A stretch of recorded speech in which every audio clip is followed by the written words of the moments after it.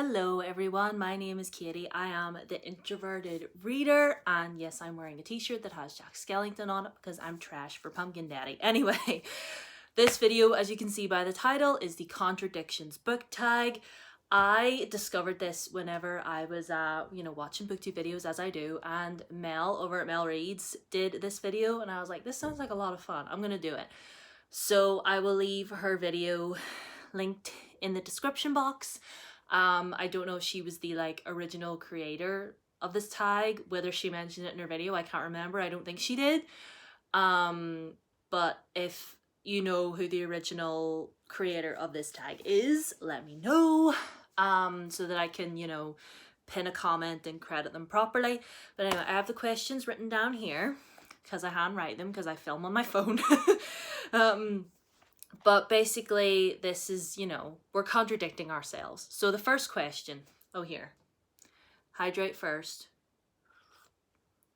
Can I hydrate right now. So the first question, I love this genre, but I didn't love this book. Now, you all know that I love fantasy, right? I love books about magic. I love books about going on an adventure. Castles, kings, knights in shining armor, dragons, all that jazz. I love all of that. But Robin Hobb, The Assassin's Apprentice, I did not love that book. I didn't. I think I maybe gave it 2.5 stars. I felt like it's the shorter one of the Almighty Hobb's books. But I didn't love it. And another book... or another genre that I love is queer contemporary books. And one book that in particular that I didn't overly love was Red, White and Royal Blue. I can't remember what rating I gave this. I don't remember if I probably may have mentioned it in a favourites video, but just upon reflection, for one, I think it's a bit too long. And I love a queer romance, don't get me wrong, I do. But this... it was just a bit, I don't know, it didn't need to be as long as it did, and even when it got to the spicy stuff, that wasn't even really doing it for me either, yeah, I'm just kind of meh now when I think about this, so yeah. The second question is, I rarely read this genre, but I love this book. Now, I like to read adult fantasy romance. I like to read queer romance, like I said. But one genre that I hardly ever reach for is the adult contemporary romance, but The Spanish Love Deception. I've been talking about this book quite a lot lately. I got hoodwinked into reading it. I read this off of booktubers' recommendations, and everybody all over the place was loving this book. So I got it on my Kindle and I read it, and it was amazing. It was so good, and I'm happily sitting here eating my words and holding a physical copy of this book because I thoroughly enjoyed myself, and it's kind of convinced me to broaden my horizons a little bit and read more of books like this. I definitely think I'm going to reread it very soon because I just want to.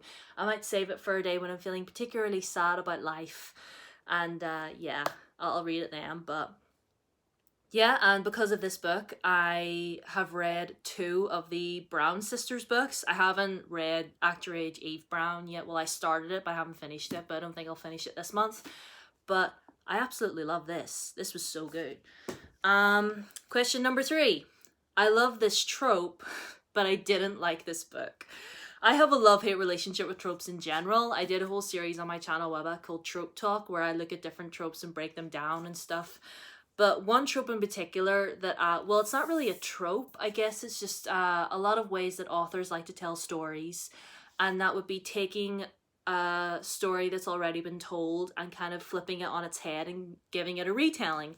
And whether it's a fairy tale or a Shakespearean play. And I mentioned Shakespearean play because the book I'm going to talk about is These Valiant Delights by Chloe Gong. Now, 1920s, Shanghai, Romeo and Juliet retelling. That was what I was told that this book was. Yes, it's in the 1920s. Yes, it's in Shanghai.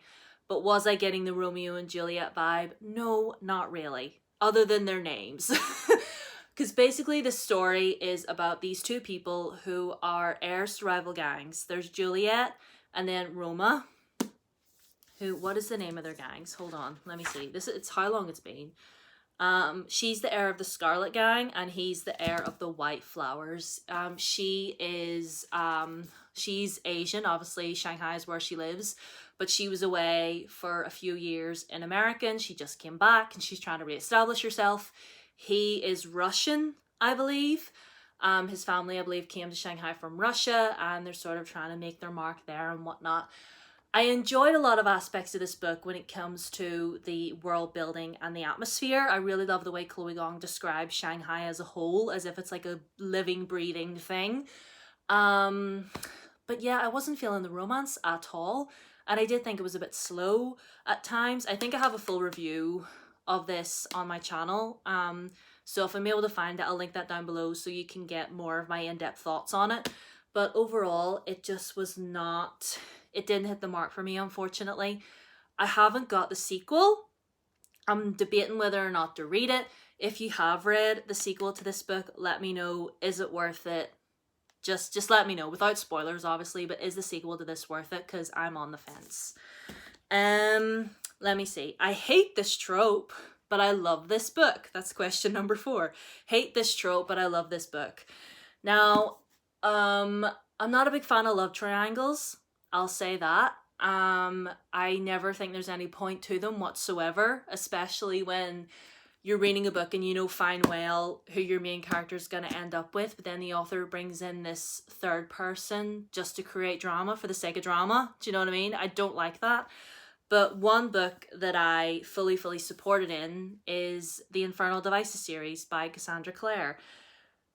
Again, I don't love triangles, but the way Cassandra Clare did this one was actually really good. Although, in my mind, Will, Jem, and Tessa are in a polyamorous relationship. And I like to live in my fantasy, thank you very much. But throughout reading this, like, she definitely did it right. She definitely did it right, and it's actually one where I actually didn't mind the love triangle. In other books, I don't like it, but in this one, I did like it. So, favorite trilogy of all time. Book number 5. I love this author, but I didn't like this book. Oy vey. I feel like I've been giving this book a lot of steam lately, and Arusha and the Song of Death by Roshani Chokshi. Now, I love and adore The Gilded Wolves, which is right there. Do you see it? Right there, right under my armpit. Love that book. I gave that book 5 stars. I thought it was amazing. But this... Like I said that I wish that this book had an audiobook because I probably would have been able to process it differently. But if I'm being honest, I kept getting taken out of it. I don't know what it was. Like, it felt like a rip-off of The Lightning Thief. Honestly. And I'm not the only one that thinks that. Like, I remember watching someone talk about this book and they said the same thing. So I'm not alone in that. I have the 3rd book in this series. Which I'm going to give a shot at. I'm going to give it a chance. But if I don't like it, Arusha may end up being a DNF. Because this book was just not... Like, I feel like I've been giving this book a whole lot of steam lately, and I genuinely don't mean to. But it's just how I feel. It's just how I feel. Like, I thought that the whole storyline was literally just the Lightning Thief, but instead of the Greek, it was the Hindu. And to be honest, Arusha was kind of getting on my last nerve as well in this book. Like, I realize she's a child, but still, that she just really grated my nerves in this one. But like I said, I'm gonna give book 3 a shot, and we'll see, because it is like a 5-book series now at this point. So I do want to give book 3 a shot, and if I do like it, then I will continue. But like, again, we're on the fence. Let me see. Book number 6. I previously didn't like a book from this author, but I love this book. See, to be honest, if I have read a book from any author, and I didn't like it, I probably won't read from that author ever again. Because it's not so much that book in particular. It's just like, I don't like this person's writing style. I don't like the way they tell a story. Yeah, like, it won't be the story, it'll be the way the author writes it, if that makes any sense. Like, I'll just be like, no, I didn't like that one, and given the, like, I know that sounds really weird, but if I don't like a book from a certain author, chances are I'll never read from that author. Like, that's just how I feel. Book number 7. Let me see. Oh, I love this cover, but I didn't like this book. And I'm gonna go back to These Violent Delights by Chloe Gong. I love this cover. It's absolutely stunning. Like, the gold, the red, the dagger in the middle there with the roses, and the, like, I love the fact that it's just plain black, so that it makes, like, the gold and red really, really stand out. Like, I love this. But like I said, this book didn't hit the mark for me, which is really quite sad. But again, let me know. Is, like, look at the back as well. Like, it's gorgeous. This is a lovely, lovely cover. Too bad the pages inside weren't that great. And the last question, number 8, is I don't love this cover, but I like this book. This is a bit of an old one, and this is gonna sound really, really random, but like I kind of wrestled with this question for a little bit, and I was like, there isn't really a cover out there that I don't like overly like. Like, I tend to like most covers of books that I have, but I'm gonna go with this. Now, you all know Shatter Me is very near and dear to my heart, but the eye is borderline creepy. Like, I don't like it when my book is staring back at me. Like, this just makes me uncomfortable. And like, listen, I understand it's a lot better than the OG one, which I believe has like the girl in the front of it, and she's like got a white dress on, and like the wind is blowing, and like that cover was horrendous. But this one, I don't know, a lot of people like this, which is fine. But yeah, I don't like my book staring back at me. This just makes me uncomfortable. It's not that I hate it, it just makes me uncomfortable. Anyway, I'll just put that under there so it's not looking at me. Anyway, so that is the book Contradictions tag. I hope you enjoyed it. Who shall I tag? I guess I'll probably tag, well, I tag her nearly every tag I do anyway, but Kaz over at Cats a Camera. I'll tag Amy from book 2 with Amy, and I'll also tag, is there anybody else? No, I think that's it. Yeah, Amy from book 2 with Amy, and Kaz from Cats a Camera. Those were the 2 ladies that I will tag. Yes, so that's it for this video. Thank you so much for watching. I hope you're having a good day. My Twitter and Instagram are down below. The poll for our February book club pick is on my Twitter. It's the pinned tweet at the top of my profile. We have our 2 finalists, and I'm super excited about both of these books, honestly. So please feel free to go and vote. I don't mind which one gets picked, but please make your voice heard. I would really appreciate it.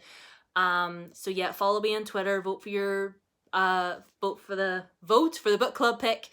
Follow me on Instagram, subscribe if you're not already, ring the bell, and yeah, I hope you're all doing great, hope you're all doing well, and I'll see you in my next video next Tuesday, because we're back to work this weekend, boo. So I'll see you next week.